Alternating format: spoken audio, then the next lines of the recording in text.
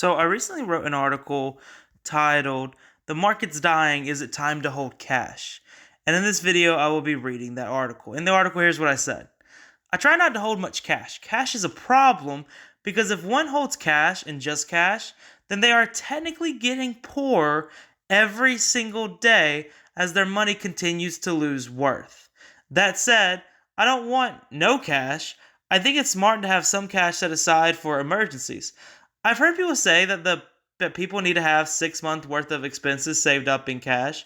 Some people, however, say 3 months, and I've heard others say one should have an entire year's worth of expenses saved.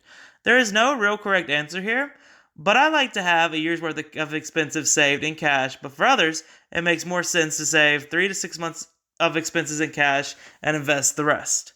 Not only do I believe that people should have an emergency fund of cash, I believe that people should also have cash set aside to take advantage of stock market opportunities.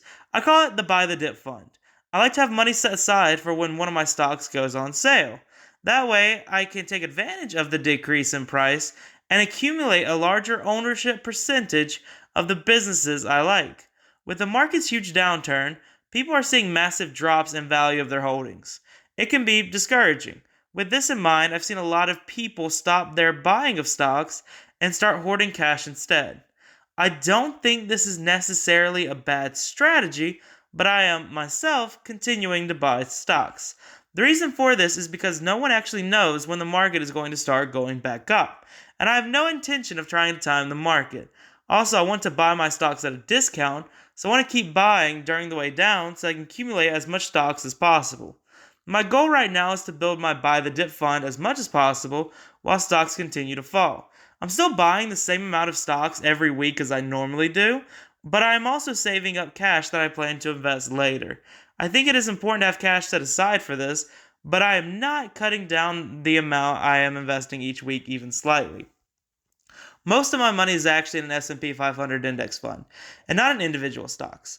It's a boring way to invest, but 90% of active investors would be better off going 100% into the S&P.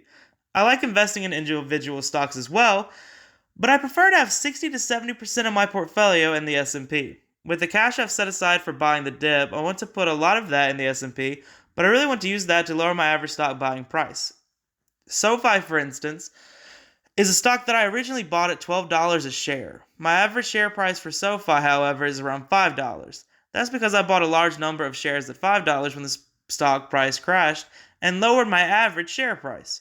Now, when SoFi trades at $12 again, which I think it will, I won't be broken even, I'll actually be up over 100%. So is it time to hold cash? I think that cash has a purpose and it can be good to have some on hand. I'd save up a few months of expenses and I would also save up some extra for stock discounts. Everything else, however, I would invest. If you like this article, subscribe to the channel. Thank you.